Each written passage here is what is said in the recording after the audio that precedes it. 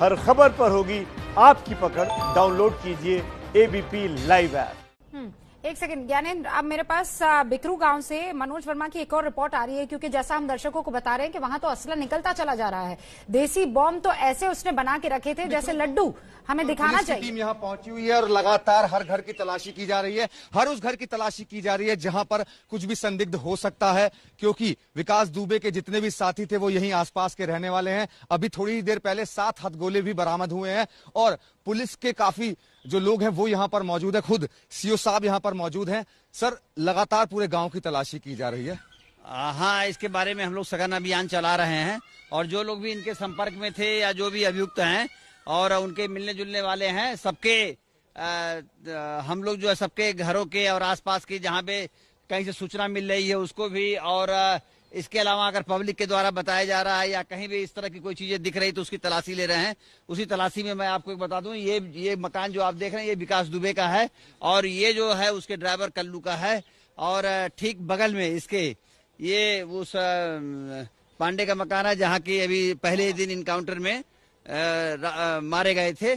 इसके बाद हम लोग सर, दर्शकों को थोड़ा ये समझाइए कि पुलिस की जो टीम उस दिन पहुंची थी 2 तारीख को, वो यहाँ से आई थी पुलिस की टीम इस तरफ से। बरगद का पेड़ देख रहे हैं, इस बरगद के पेड़ के पास यहाँ पे उसने जेसीबी लगा रखा था और इसके ठीक सामने ये प्रभात मिश्रा का घर है।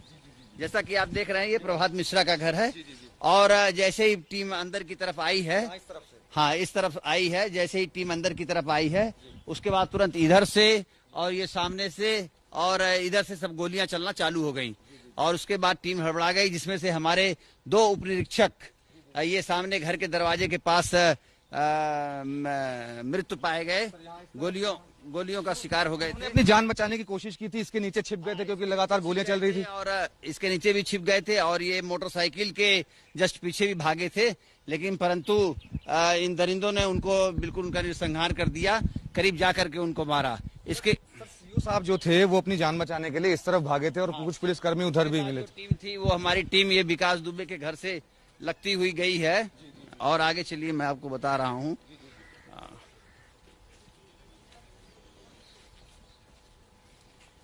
ये जो आप देख रहे हैं पेड़, नीम का पेड़, इसके ठीक सामने ये विकास दुबे है जो कि अपना ये बंकर बना रखा था ऊपर, और यहाँ से हथगोले और उसका प्रयोग इन्होंने अपने और अपने आदमियों से करवाया। उसके ठीक बाद एक चीज और बीच में आपको डिस्टर्ब कर रहा हूँ सर, गोलियों के निशान जो हैं दरवाजे पर सर, यहाँ पर देखिए सर, ये कौन सी गोली थी सर? ये इतनी मोटी चद्दर को इसने फाड़ दिया सर। ये 315 जी 315 की गोली थी। अगर 12 के बोर के होते तो कई और स्पॉट पड़े होते, लेकिन वो सिंगल स्पॉट है तो 315 की गोली जो कि ऊपर से मारी गई थी। और वो भागने के लिए हमारे जवान जो है ये यहाँ छिपने का प्रयास उन्होंने किया। उसके बाद ये सामने वाले मकान से निरंतर फायरिंग हुई, जिसमें कि वो 5 लोग वहीं पे गिर गए, जिसमें एक सब इंस्पेक्टर और 4 कांस्टेबल थे। उसके उपरांत सीओ साहब इधर से भाग करके अपनी जान बचाने का प्रयास किया और पीछे इसके ऊपर जाकर के वहां पे बेचारे वो छिपना चाहे, लेकिन इन लोगों ने उनको घेर करके वहीं नीचे ही मार दिया। सर, बाकी जो पुलिसकर्मी थे इसके यहाँ छिपे हुए थे, तो यहाँ पर उसने जो लाशें थी वो इकट्ठी कर दी थी एक जगह पर। वहाँ पे जब हम लोगों ने तलाशी ली तो इस जहाँ पे छिपने का स्थान है, यहाँ पे हमारे जो पुलिसकर्मी जो भाई थे जिनके साथ इस दुर्नांग घटना हुई, वो सब बेचारे वहीं इकट्ठे एक जगह पड़े हुए थे, एक के ऊपर एक करके डाल दिया था इसने। उसकी पूरी प्लानिंग थी कि शवों को जला दिया जाए और उसके लिए तेल भी इकट्ठा किया गया था। इसके लिए इसके घर के पास जो है, जो कि इसका घर देख रहे हैं आप, इसके बाहर एक 40 लीटर की टंकी है जिसमें कि डीजल वगैरह सब रखा हुआ था और मिट्टी का तेल वगैरह सब कुछ है इसमें, बाकायदा ड्रम भरा हुआ था। इसकी पूरी प्लानिंग जहां तक हम लोगों को लग रहा था कि ऐसा ही कुछ था, लेकिन तब तक हमारे सारे अधिकारी और हम लोगों ने गांव को घेर लिया, जिसके डर से ये भागे हैं। सर, इसका भागने का जो रास्ता रहा होगा पीछे की तरफ से रहा होगा, क्योंकि शिवली की तरफ से निकला सर। ये संभवतः इन्होंने जो प्रयास किया वो इस रास्ते का और इसके पीछे वाले रास्ते का ही प्रयोग किया है, जिसपे कि कुछ इनपुट हम लोगों को मिल रहा है, जिसको लेकर के भी हम लोग तलाशी कर रहे हैं। और आप देख रहे हैं आज जो ये राजस्व टीम आई हुई है, श्री अतुल हर्ष श्रीवास्तव जी हैं, नायब तहसीलदार हैं। ये आइए हर्ष जी हमारे पास आ जाइए। ये भी वही मौके पे थे, ये पूरी टीम है। और जब इन्होंने बताया कि ये अग्निहोत्री जी दयाशंकर अग्निहोत्री का जो कि इसका नौकर है, वो उसका सब कुछ है, तो फिर इन्होंने जब खोला है तो फिर इनको कुछ गोले टाइप के दिखे तो इन्होंने, हम लोग भी वहीं बैठे थे तो सूचना किया, तो फिर हम लोगों ने भी एकत्रित होकर देखा तो वहां से कुल 7 हथगोले बरामद हुए हैं और कार्रवाइयां चल रही हैं। नायब तहसीलदार जी, आपने जब देखा तुरंत आपने फोन किया, तो आपको क्या लगा कि क्या हो सकता है वो?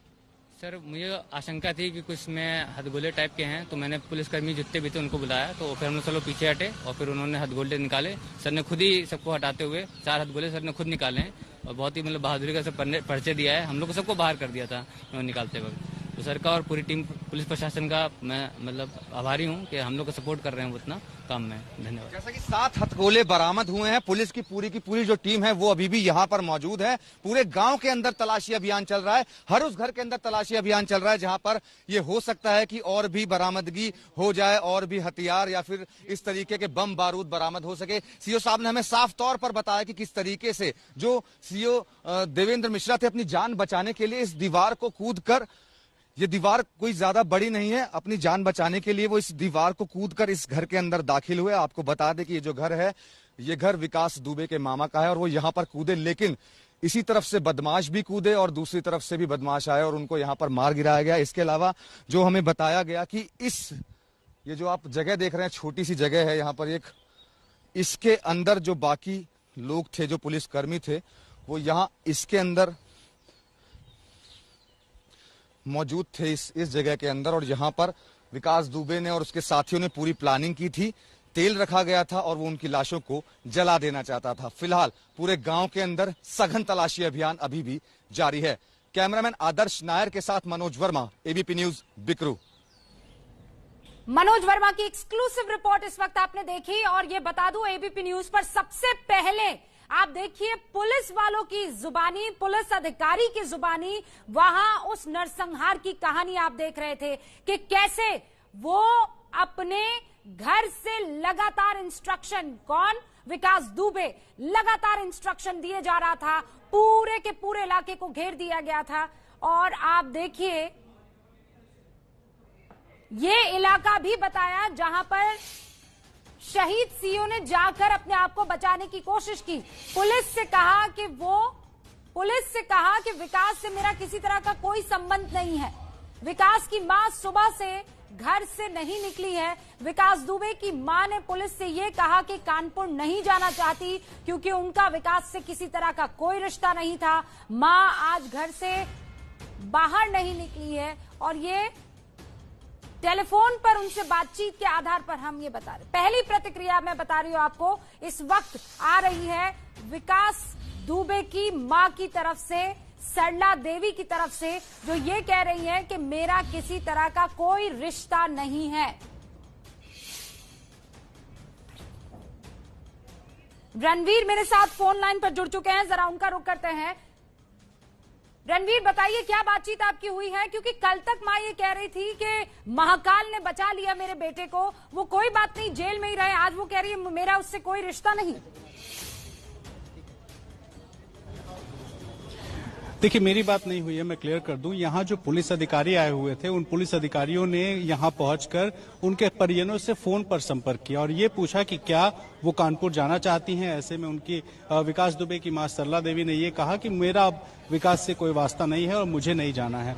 पूरा जो परिवार है, यानी कि विकास दुबे की मां और दीप प्रकाश दुबे जो भाई है, उनका जो परिवार है यहाँ पर, वो घर के अंदर ही मौजूद है और वो साफ कह रहा है कि हम नहीं जाना चाहते हैं। ऐसे में जो पिता है विकास दुबे के, वो कानपुर में है और माना जा रहा है पोस्टमार्टम के बाद जो डेड बॉडी है वो पिता को हैंडओवर की जाएगी। अगर परिवार लेता है तो ठीक है, अगर कोई एक्सेप्ट नहीं करता है बॉडी को तो जो सरकारी प्रक्रिया है उसके तहत अंतिम संस्कार होगा।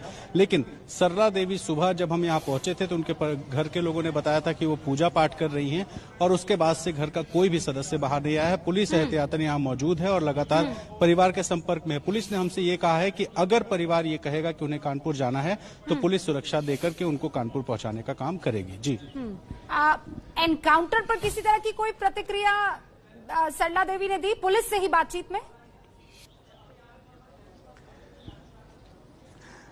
जी, पुलिस को जब सरला देवी से संपर्क किया पुलिस ने तो उन्होंने कहा हमारा कोई वास्ता नहीं है। जाहिर है कि ये पूरा जो घटनाक्रम है एक मां के तौर पर देखे तो उनके लिए सेंटिमेंटल इशू है, लेकिन जिस तरह का वाकया था, सरला देवी ने पहले ही दिन कहा था कि जो जैसी करनी वैसी भरनी, सरकार जो चाहे वो करे, क्योंकि बेटे ने अच्छा काम नहीं किया। अस्पताल से हमारे साथ जुड़ चुके हैं, शायद उनके पास ऐसा कुछ है जो वो दर्शकों के साथ शेयर करना चाहते हैं। जैनेंद्र।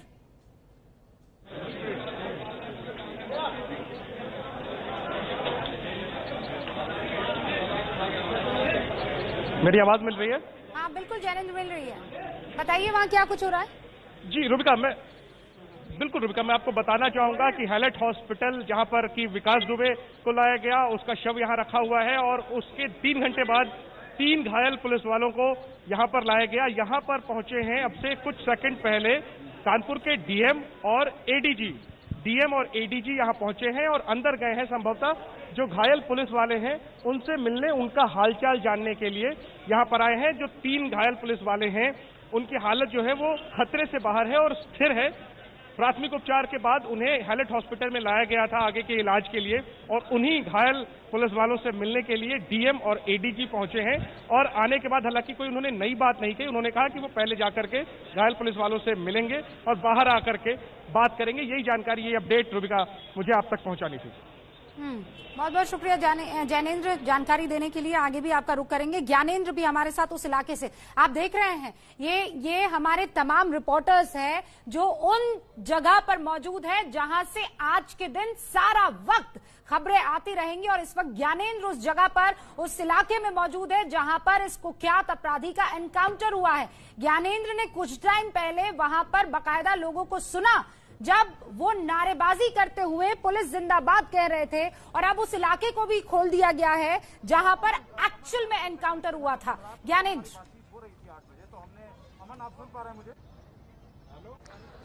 रुबिका, बिल्कुल ठीक कहा आपने कि पुलिस जिंदाबाद के नारे लगा रहे थे उस इलाके में जहां विकास दुबे के खिलाफ एक शब्द इस समाज का कोई व्यक्ति नहीं बोल सकता था। विकास दुबे जो चाहता था वो कहता था, विकास दुबे जो चाहता था वो मनवाता था। लेकिन देखिए बदलाव कैसे आता है समाज में। आज पुलिस ने एनकाउंटर में उसे ढेर किया।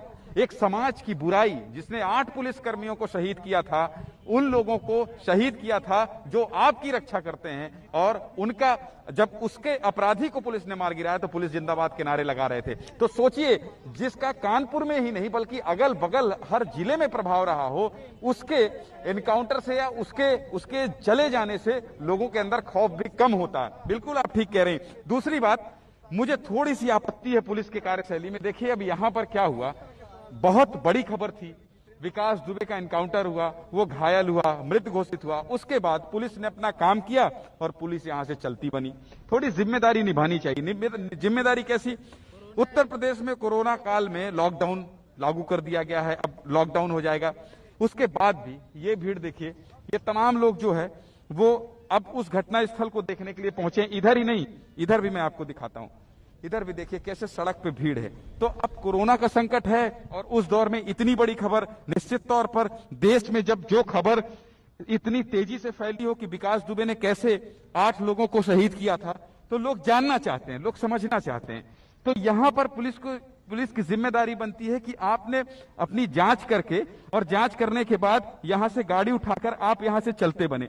आपको इन जनता का भी तो ख्याल रखना चाहिए। देखिए कितनी भीड़ है, कितनी भीड़ है, और बहुत सारे चेहरे ऐसे हैं जिनके चेहरे में मास्क नहीं है। खैर, हम उस खबर पर आते हैं जिसका सवाल आपने किया था। आपने कहा था कि ऐसे अपराधियों को और ऐसे लोगों को जो कि इतना बड़ा नुकसान करते हैं देश का,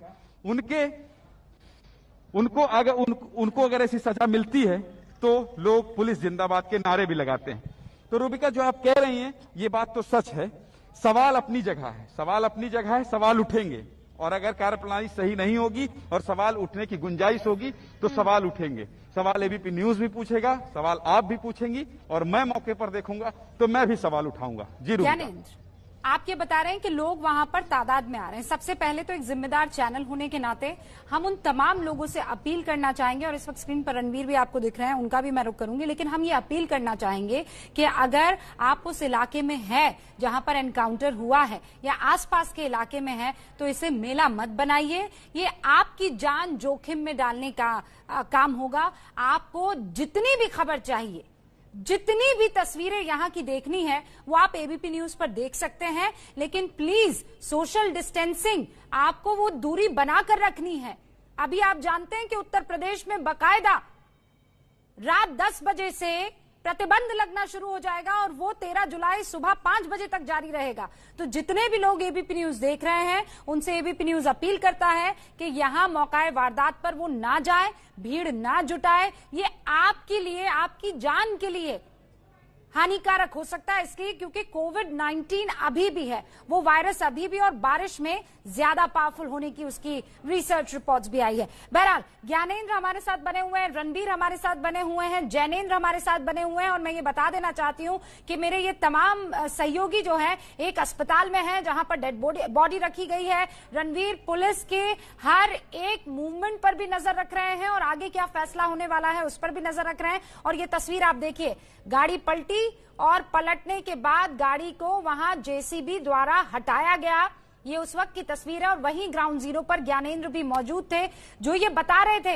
एफएसएल की टीम आई, पूरी छानबीन की, और न जाने ऐसी कौन सी छानबीन थी कि अंदर रखा बुलेट प्रूफ जैकेट नहीं दिखाई दिया जिसे उनको कलेक्ट करना था, अंदर रखा एक बैग उनको दिखाई नहीं दिया, लेकिन आखिरकार इस गाड़ी को वहां से हटा दिया गया है। अब हमें इंतजार है पुलिस की प्रेस कॉन्फ्रेंस का, क्योंकि गुनाह के विकास का अंत हो गया है। ये 6 तस्वीरें स्क्रीन पर आपके सामने हैं। उज्जैन में कैसे पकड़ा गया, एबीपी न्यूज ने सबसे पहले आपको बताया। वो सारी एक्सक्लूसिव तस्वीरें एबीपी न्यूज की स्क्रीन पर आपको दिखी, और उसके बाद यूपी लेकर चली पुलिस। रात को हर एक प्रोग्राम में इस बात की चर्चा हुई थी कि ऐसा ना हो प्रभात की तरह ये भी फरार होने की कोशिश करे। सुबह कानपुर सीमा पर उसके एनकाउंटर की खबर आती है।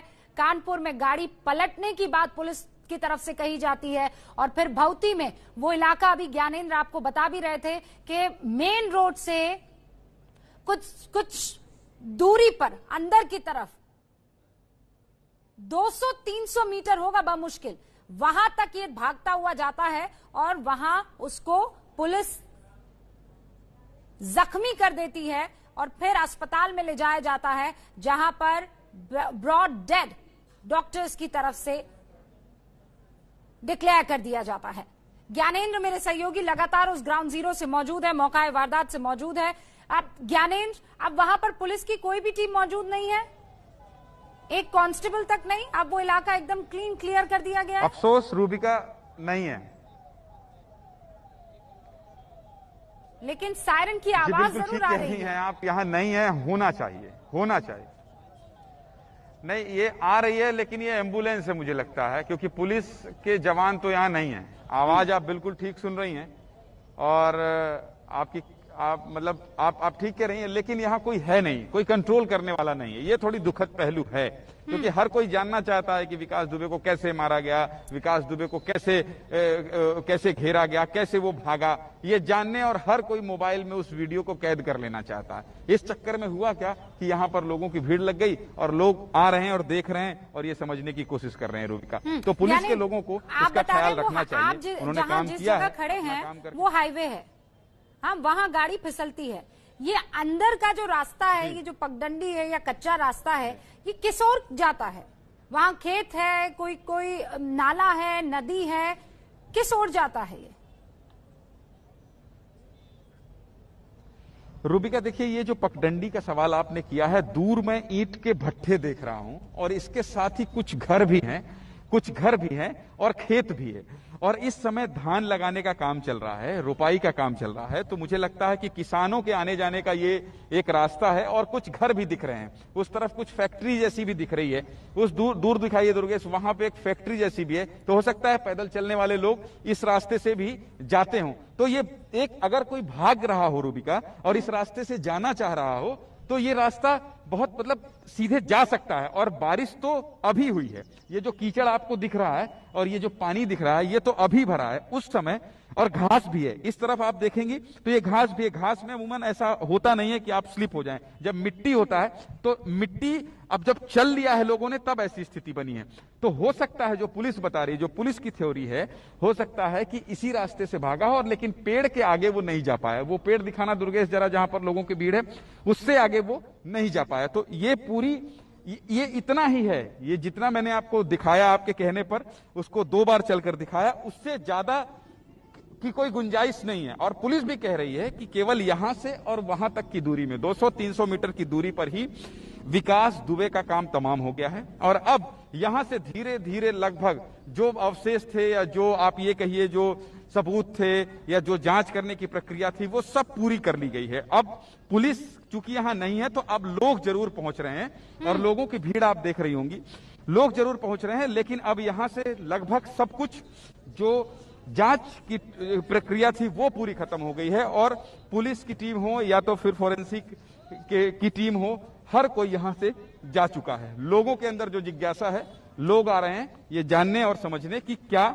ये वही जगह है जहां विकास दुबे का अंत हुआ है या यूं कहें कि विकास के आतंक का अंत हुआ है। अच्छा ज्ञानेंद्र, यहाँ से कानपुर कितना दूर है बाउती से? थोड़ा साइड आ जाओ आप लोग, बगल में आ जाओ। कानपुर की दूरी 15 किलोमीटर है। मैं गलत तो नहीं हूँ? 15 किलोमीटर है?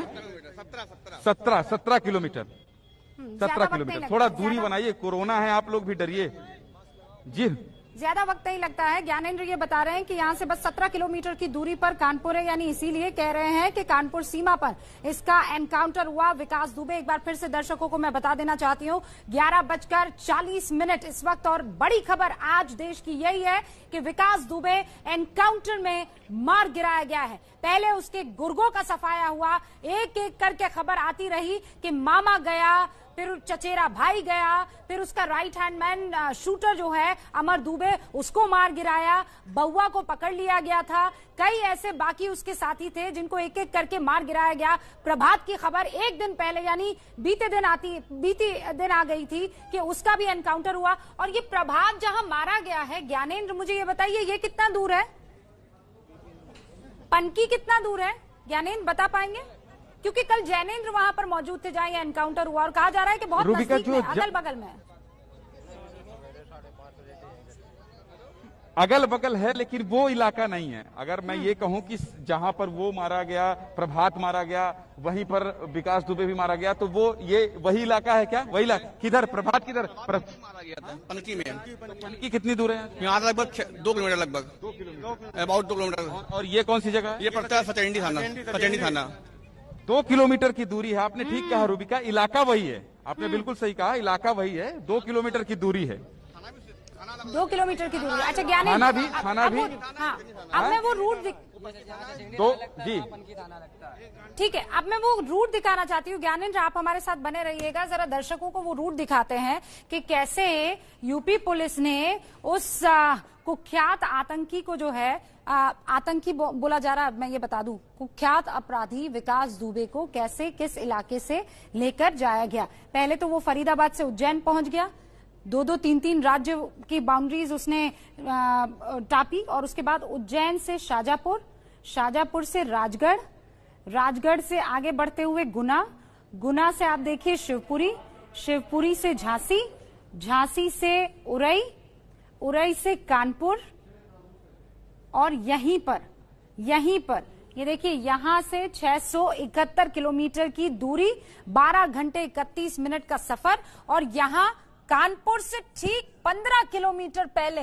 भौती में, और भौती से 2 किलोमीटर की दूरी पर पनकी, जहां पर उसका एक और शातिर अपराधी साथी मारा गया था, प्रभात, जिसकी शर्ट पर याद कीजिए आप, टी शर्ट पर लिखा हुआ था अपना टाइम आएगा। ये नहीं पता था कि उसके मास्टर का टाइम भी कानपुर से 15 किलोमीटर की दूरी पर।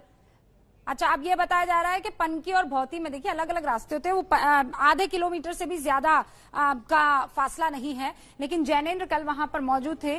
कल जहां पर एनकाउंटर हुआ था प्रभात का और आज जहां एनकाउंटर हुआ है भौती, इन दोनों में आधे किलोमीटर का फासला है। प्रभात और उसका लीडर विकास दुबे, एनकाउंटर होता है, दोनों भागकर कहीं छुपने की कोशिश करते हैं, दोनों पुलिस के हथियार को छीनने की कोशिश करते हैं। और इस मुठभेड़ में दोनों ही केसेस में ध्यान रखिए आप कि पुलिस जख्मी होते हैं, लेकिन all of them are out of danger. एक छोटे से ब्रेक के लिए रुक रहे हैं। अब इस पर सियासत भी शुरू हो चुकी है, एनकाउंटर पर भी सवाल उठाए जा रहे हैं, बकायदा PIL भी दाखिल हुई कोर्ट में, ये भी जानकारी मिल रही है। एक छोटे से ब्रेक के लिए रुक रहे हैं, बहुत सी और खबरें विकास दुबे के एनकाउंटर से जुड़ी पहुंचाएंगे। ब्रेक के बाद आप सभी का एक बार फिर से स्वागत है। बहुत से ऐसे दर्शक हैं जो ये जानना चाहते हैं कि हुआ क्या था, कैसे मारा गया ये कुख्यात अपराधी विकास दुबे, इसका एनकाउंटर कैसे हुआ। देखिए, कानपुर के भौती में पुलिस की गाड़ी का एक्सीडेंट हो गया। गाड़ी में बैठा विकास बीच में बैठा हुआ था और पुलिस वाले जख्मी हो गए। उसके बाद घायल पुलिसकर्मी की पिस्टल लेकर विकास भागने लगा और जिस इलाके में भागा वो तस्वीर भी हमने आपको दिखाई। विकास को घेर कर सरेंडर करने के लिए उसके बाद कहा गया तो विकास दुबे ने पुलिस की चेतावनी को अनसुना कर दिया। विकास दुबे पुलिस पर फायरिंग करने लगा और उसके बाद आत्मरक्षा में, सेल्फ डिफेंस में पुलिस ने विकास पर जवाबी फायरिंग की। ये सब कुछ भौती में हुआ। विकास जख्मी हो गया, अस्पताल ले जाया गया जहां उसे ब्रॉड डेड बताया गया, जहां उसकी मौत हो गई है। फिलहाल मां की तरफ से पहला रिएक्शन आया है और मां ने यह कहा है कि मेरा उसके साथ कोई रिश्ता नहीं है। पुलिस ने पूछा कानपुर जाना चाहेंगी तो उन्होंने कहा नहीं, मैं कानपुर नहीं जाना चाहूंगी। एक छोटा सा ब्रेक, लौटेंगे जल्दी।